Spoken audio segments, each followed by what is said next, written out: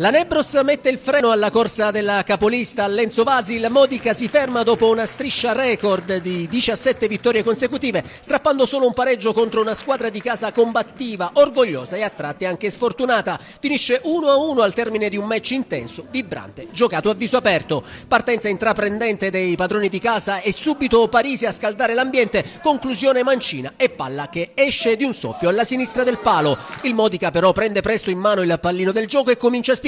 Cappello ci prova col sinistro ma alza troppo la mira. Poi è Romano, portiere con il vizio del gol, a tentare la sorpresa su calcio piazzato. La traiettoria è velenosa, la sfera sfiora il bersaglio. Ancora Modica con Savasta sinistro in girata sul cross di Valenca, ma Sendin risponde presente. Al 29esimo però la gara si sblocca quando De Nadal pennella in area. Barez prende il tempo a tutti e di testa deposita il pallone dove Romano non può arrivare. È l'1-0 che fa esplodere Lenzo Vasi. Prima gioia in maglia Nebros per il classe 92. Neanche il tempo di rimettere il pallone a centrocampo che il Modica resta in 10. L'intervento di Misseri su Sacca viene giudicato da rosso diretto. Il direttore di gara non ha esitazioni e lo manda anzitempo negli spogliatoi. Nel parapiglia finisce sotto la doccia anche l'attaccante rosso-blu Luca Belluso dalla panchina. La Nebros prova subito ad approfittarne. Noto calcia di destro a colpo sicuro, ma Romano è ancora decisivo. Lo stesso Noto poi inventa sulla sinistra per Travaglia che conclude. Il palo nega il gol al capitano e la difesa libera.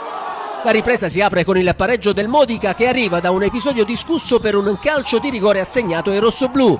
Dal dischetto Bonanno è freddissimo, Mancino preciso, Sendin non ci arriva ed è l'1-1. 12ª rete in campionato per il bomber modicano che fa esplodere di gioia il settore ospite. La Nebros non accusa il colpo e torna a spingere con decisione. Travaglia prova il destro ma la conclusione sorvola la traversa. Dall'altra parte Cappello calcia di sinistro senza trovare lo specchio. I locali vogliono i 3 punti, Scolaro ci prova col Mancino ma l'esecuzione non è precisa. Poi la punizione di Margaritini viene solo sfiorata da Ferré. Ancora Ferré di testa ma la fortuna non è dalla sua parte. Nel finale il Modica invece a sfiorare il colpaccio. Bonanno su calcio piazzato costringe Sendin a un intervento prodigioso. È l'ultima emozione di una partita tirata fino all'ultimo respiro. Finisce 1-1, un punto prezioso per la Nebros che sale a quota 20 in classifica portandosi a +2 sulla zona playout. Il Modica resta capolista solitaria con 56 punti e un margine di 15 lunghezze sul Vittoria. La matematica per la festa è solo una formalità.